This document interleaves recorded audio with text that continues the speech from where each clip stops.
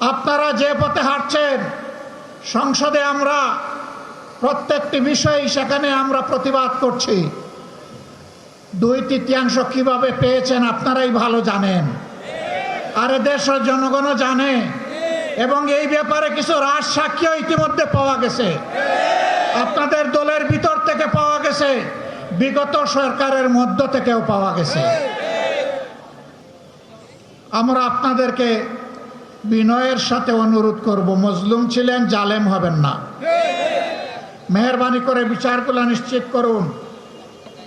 শুধু ফেসিবাদের হাতে কেন, এই রাস্তায় আমাদের কলিজার টুকরা বিপ্লবের প্রতীক শরীফ ওসমান হাদিকে হত্যা করা হয়েছে।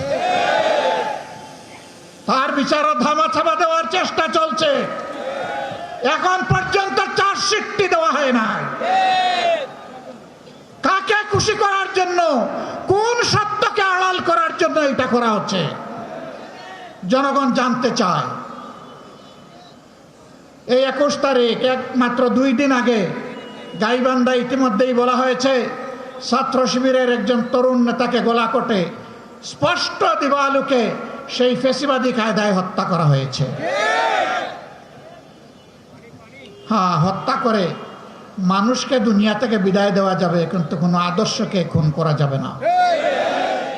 এদেশের মানুষের অন্তরে, কলিজায়, হৃদয়ে, মগজে, সব জায়গায় বসে আছে মজবুত ভাবে রাসূলুল্লাহ সাল্লাল্লাহু আলাইহি সাল্লামের আদর্শ। এই আদর্শকে নির্মূল করার চিন্তা করবেন না। যদিও আপনাদের একজন সিনিয়র নেতা ঘোষণা করে দিয়েছেন নির্মূল করবেন, অতীতে যারা নির্মূল করার ঘোষণা দিয়েছিলেন তারা নিজেরাই আজকে নির্মূল হয়ে গেছে। নির্মূল বেশি করবেন না। এটা এক ধরনের ভাইরাস, এই ফেসিবাদের ভাইরাস, চাঁদাবাজির ভাইরাস, দুর্নীতির ভাইরাস, দলীয় শাসনের ভাইরাস। এই সকল ভাইরাস মুক্ত করার জন্য আরেকটি বিপ্লব অনিবার্য হয়ে উঠেছে। সেই বিপ্লবের জন্য আপনারা কি প্রস্তুত? মানুষের জীবন, ইজ্জত এবং সম্পদ, দেশের সীমানার জন্য আরেকবার কি জীবন দেওয়ার জন্য প্রস্তুত আছেন? বন্ধুরা, এই বয়সে আমি এবং আমরা পিছিয়ে থাকব না, সম্মুখ সারিতে থাকব, আড়ালে আবদালে নয়।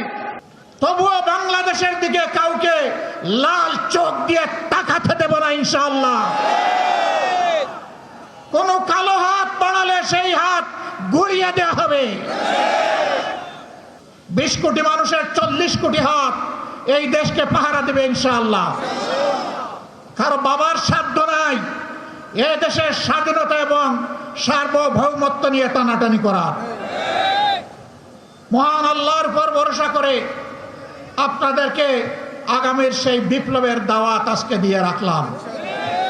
সংসদে যতদিন পর্যন্ত কথা বলার পরিবেশ থাকবে, জাতির স্বার্থে যতদিন পর্যন্ত থাকার দরকার হবে, তার বাইরে আমরা 1 সেকেন্ডও থাকব না। যেদিন সংসদের প্রয়োজন ফুরিয়ে যাবে, যেদিন মনে হবে এই সংসদে আর কথা বলে লাভ নাই, সেদিন সেই সংসদে খোতা হাফিজ বলে আমরা বেরিয়ে আসব। প্রস্তুত থাকুন সেই বিপ্লবের জন্য। অন্যায়ের সাথে কোনো আপত নয়। নতুন পুরাতন কোনো ফেসিবাদ মানি না। পুরাতন পরিত্যাজ্য, নূতন ঘৃণিত। কোনো ফেসিবাদ মানব না ইনশাআল্লাহ।